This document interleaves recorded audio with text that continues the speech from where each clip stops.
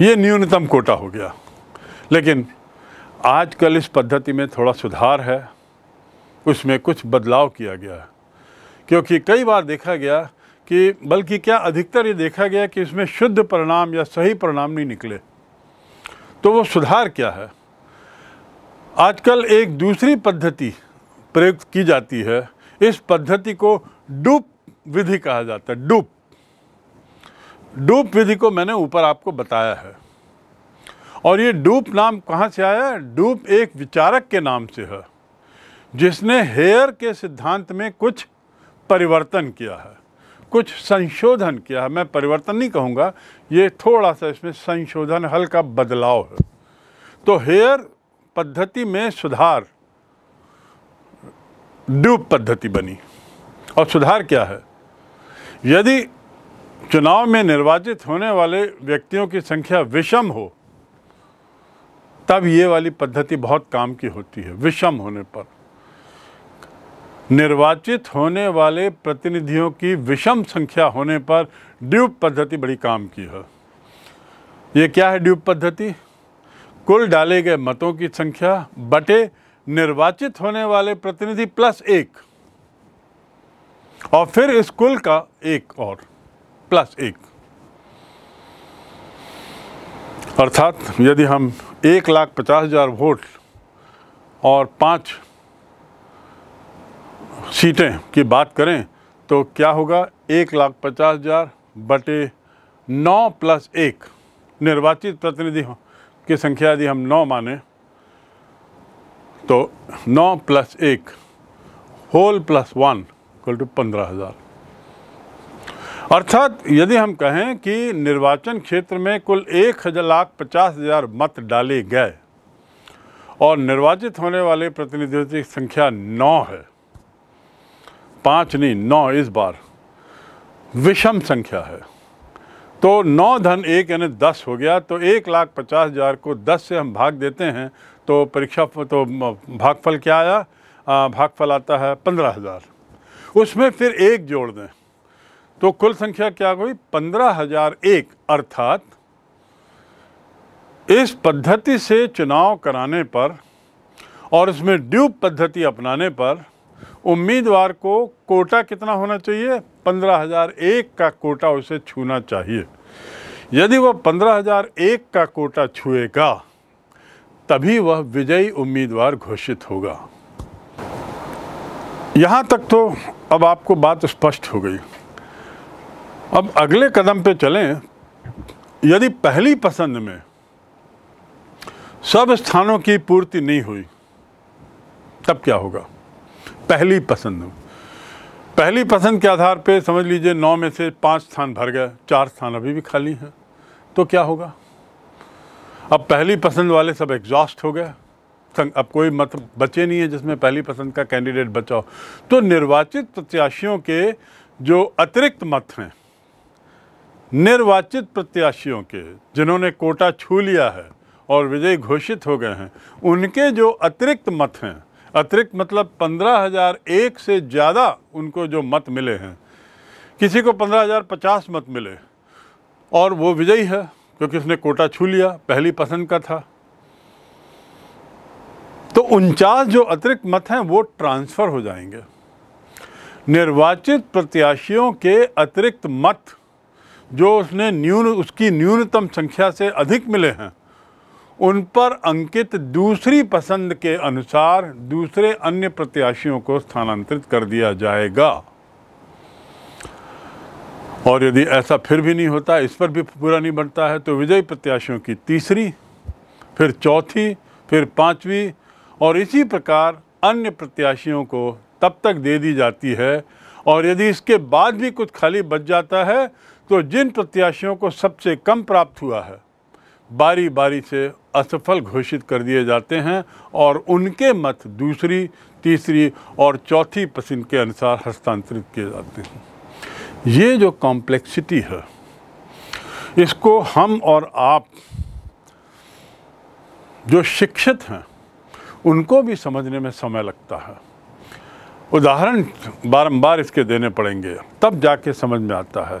कल्पना करिए देश के अंदरूनी इलाकों में और कल्पना करिए उस समय के देश की, 1950 के भारत की, जब अशिक्षितों की संख्या बहुत ज़्यादा थी। क्या उनके लिए संभव था इस पद्धति को समझना और अपने मतदान, अपने वोट के प्रति न्याय करना? इसीलिए हमारे जो संविधान निर्माता थे, संविधान सभा के तत्कालीन में सदस्य थे, मेम्बरान थे, उन्होंने इसीलिए सरल पद्धति को अपनाया, यद्यपि उसकी कुछ गलतियां हैं, खामियां हैं। तो सरल पद्धति को अपनाने के पीछे उद्देश्य और व्यवस्था क्या थी, ये भी स्पष्ट हो गया। और ये भी हम समझ गए कि ये वाली पद्धति, दूसरी वाली जो है समानुपातिक एकल पद्धति, ये कितनी कॉम्प्लेक्स है। हमें इसमें कॉम्प्लेक्सिटी इसलिए और बढ़ जाती है कि यदि प्रथम, द्वितीय, तृतीय के बाद भी कुछ खाली स्थान भर जाता है तो क्या होता है, प्रत्याशियों को सबसे जो कम प्राप्त हुए हैं उन्हें असफल घोषित किया जाता है और उनके मत दूसरी, तीसरी और चौथी पसंद के हस्तांतरित किए जाते हैं। यह प्रक्रिया, ये जो तरीका है, ये तब तक जारी रहता है जब तक पूरे के पूरे 10 स्थान नहीं भर जाते, 9 स्थान नहीं भर जाते, क्योंकि 9 वैकेंसी थी जो उदाहरण मैंने दिया उसमें। तो जब तक पूरे के पूरे 9 स्थान नहीं भर जाएंगे, ये प्रक्रिया ट्रांसफ़र करने की, वोट की, मतदान की नहीं, मतगणना में मतों के ट्रांसफ़र करने की प्रक्रिया चलती रहेगी। इस प्रकार इस पद्धति में हम देखते हैं कि प्रत्येक मतदाता का मत किसी न किसी प्रतिनिधि को मिलता ही है। प्रतिनिधि को मिलता है मतलब विजयी उम्मीदवार को मिलता है। इसके मतलब ये कि हर मतदाता का मत बेकार नहीं जाता, किसी भी मतदाता का मत बेकार नहीं जाता, उसका मत हमेशा विजयी कैंडिडेट को ही जाएगा। ये बात सुनिश्चित है इसमें, और ये इस चुनाव पद्धति की अच्छाई है। मतदाताओं के मत बेकार न जाना, अर्थात मतदाताओं के मन में ये भावना पैदा करता है कि वे बहुत जिम्मेदार हैं, जिम्मेदारी से चयन करना है उनको अपने प्रतिनिधियों का, और इसीलिए ये पद्धति अपनाई गई है। इसके अलावा इस पद्धति की एक और खासियत है कि प्रत्येक मतदाता जो अल्पसंख्यक का भी हो, उसकी पसंद का उम्मीदवार किसी न किसी रूप में आ जाता है, चाहे वो अल्पसंख्यक भी हो तो भी उसकी पसंद का उम्मीदवार आ जाएगा। तो जो सरल पद्धति के जो दोष थे, जिनका मैंने पूर्व में जिक्र किया, सरल पद्धति के दोष, first pass the post system के दोष का जिनका मैंने जिक्र किया, ये लगभग सारे के सारे दोष इस समानुपातिक पद्धति से हटा दिएगा। इन दोषों का निराकरण कर दिया गया। इन दोषों को इस ऐसी पद्धति लाई गई कि इन दोषों की, इनमें ये दोष नहीं है, और इसीलिए ये पद्धति जो है सबसे ज़्यादा लोकप्रिय है, यद्यपि कॉम्प्लेक्स है।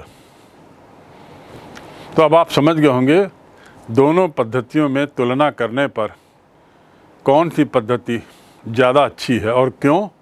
लेकिन फिर भी हमने क्यों ये पद्धति अपनाई है, ये भी आपको स्पष्ट हो गया।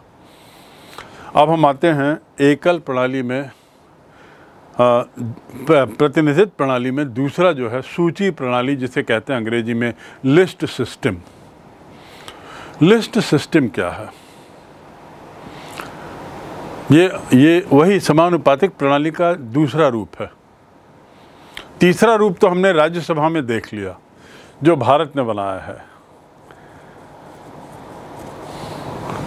आनुपातिक प्रतिनिधित्व का दूसरा रूप सूची प्रणाली कहलाती है, जिसके अंतर्गत देश को पूरे एक विशाल निर्वाचन क्षेत्रों में बांट देते हैं।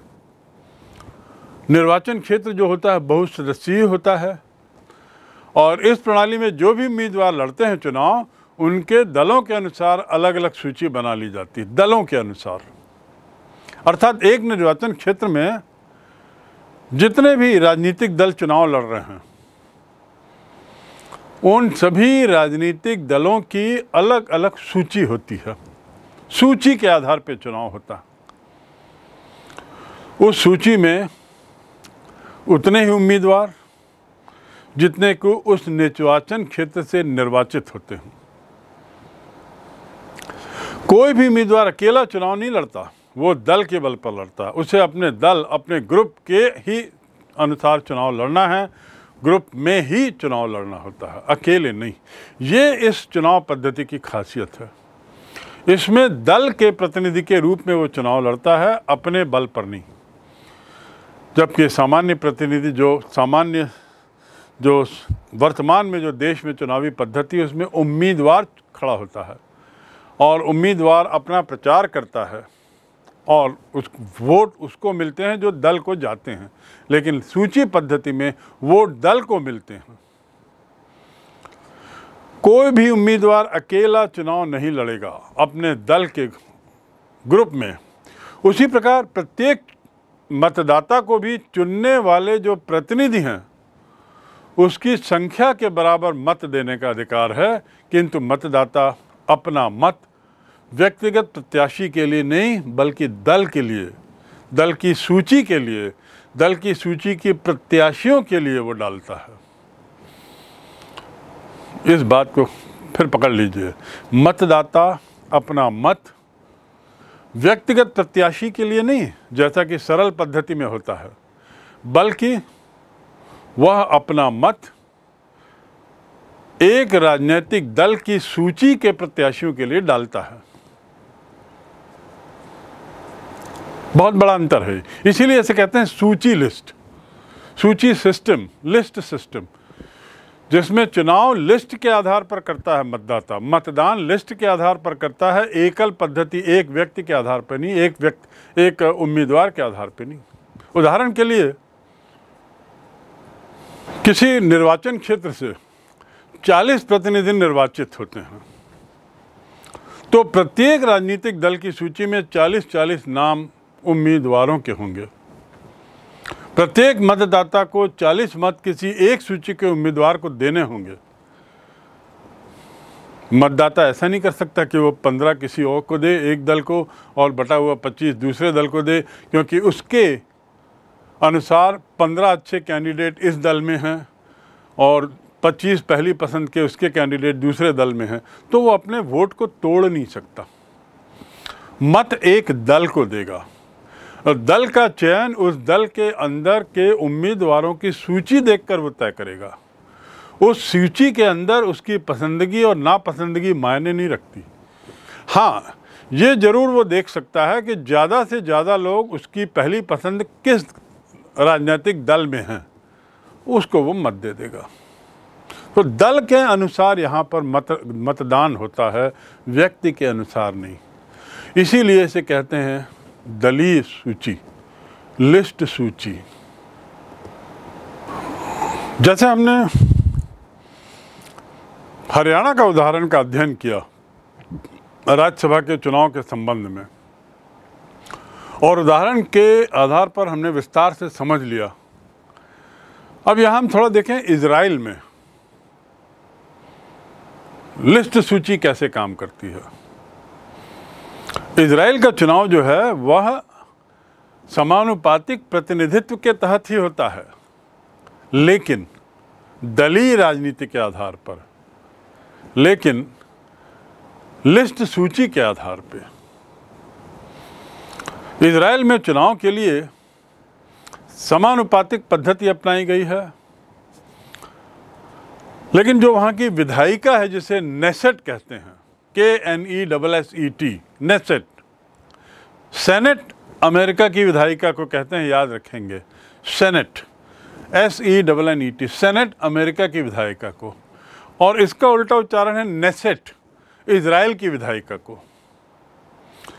इजराइल की विधायिका में 4 वर्ष में चुनाव होते हैं, और 4 वर्षों के बाद जब चुनाव होता है तो क्या होता है कि राजनीतिक दल अपने प्रत्याशियों की एक सूची जारी करता है और बताता है कि हमारे दल के ये लोग उम्मीदवार हैं, और ये मतदान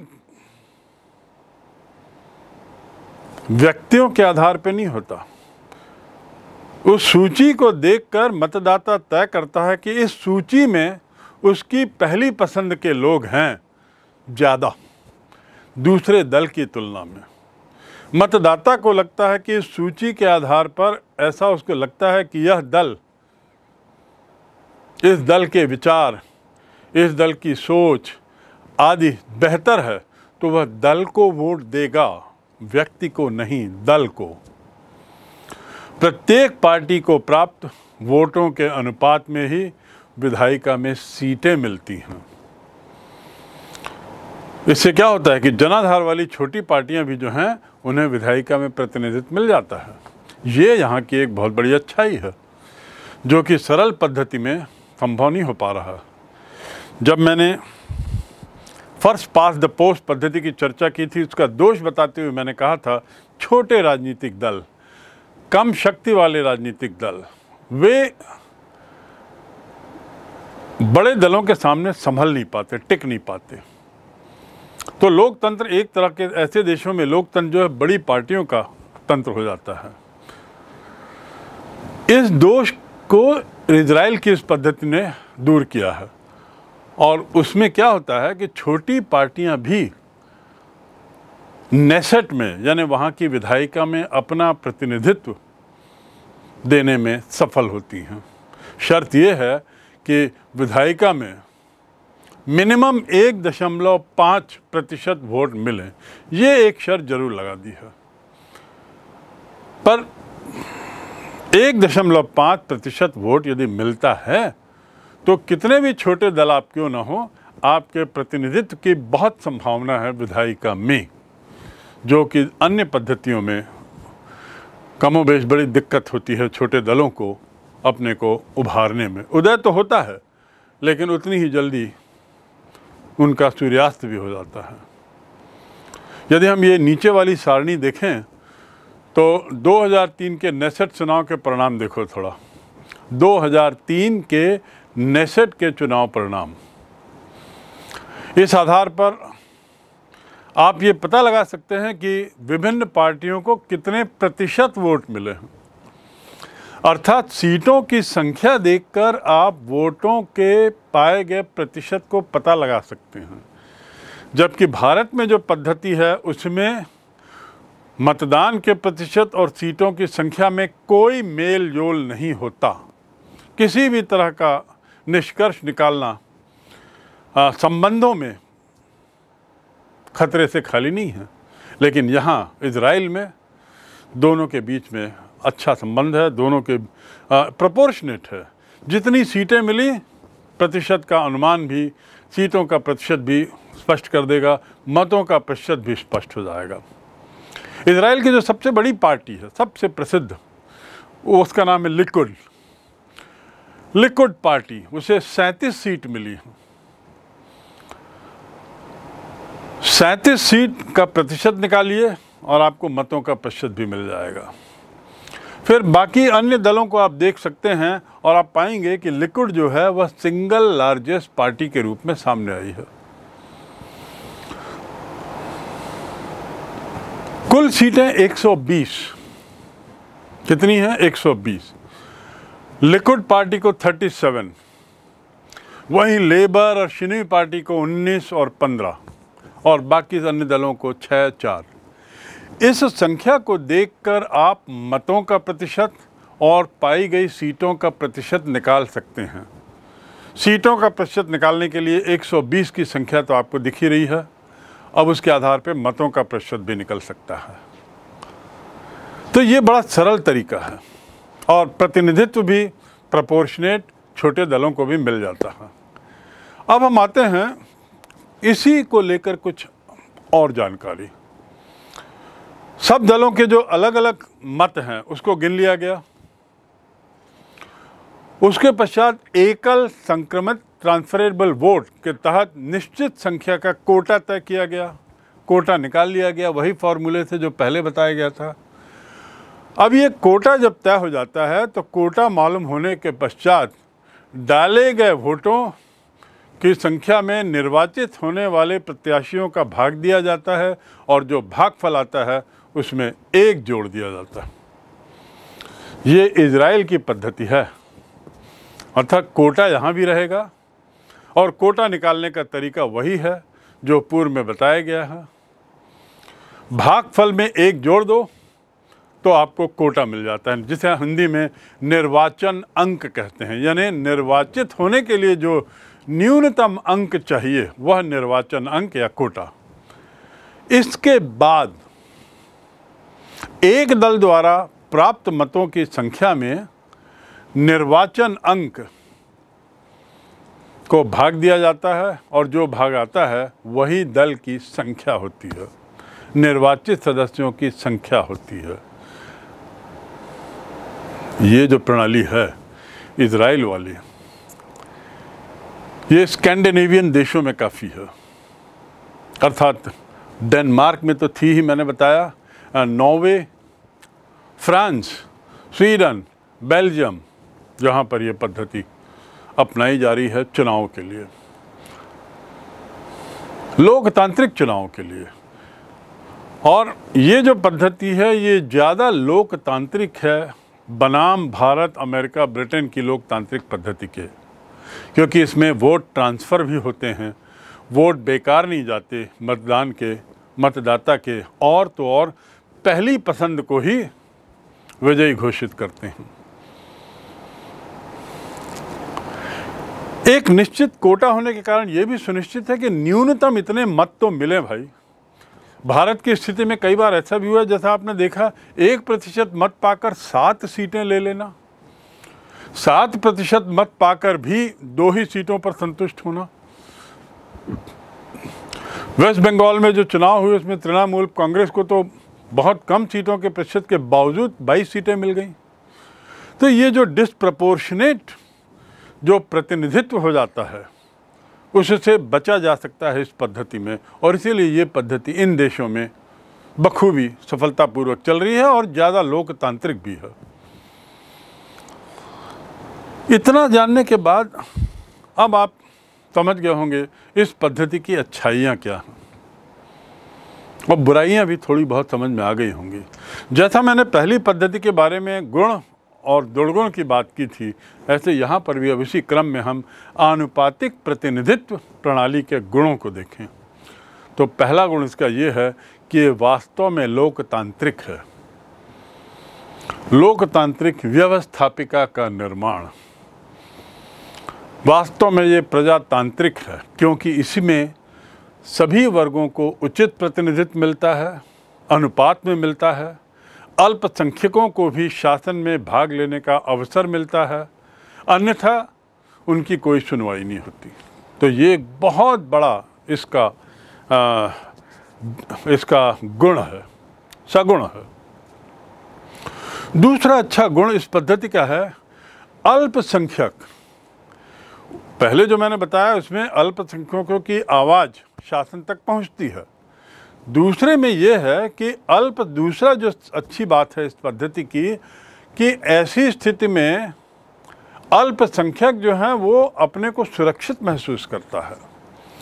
तो दूसरा बिंदु है अल्पसंख्यकों में उचित सुरक्षा की भावना।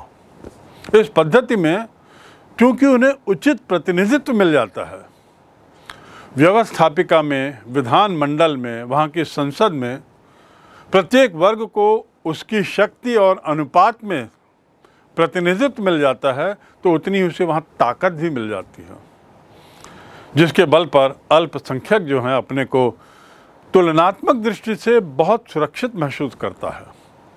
उसे लगता है कि संसद में या विधायिका में या विधानमंडल में उसकी आवाज़ उठाने, उसका पक्ष उठाने और उसकी समस्याओं के निराकरण के लिए प्रतिनिधि हैं जो उसी के अपने समाज के हैं, अपने तबके के हैं।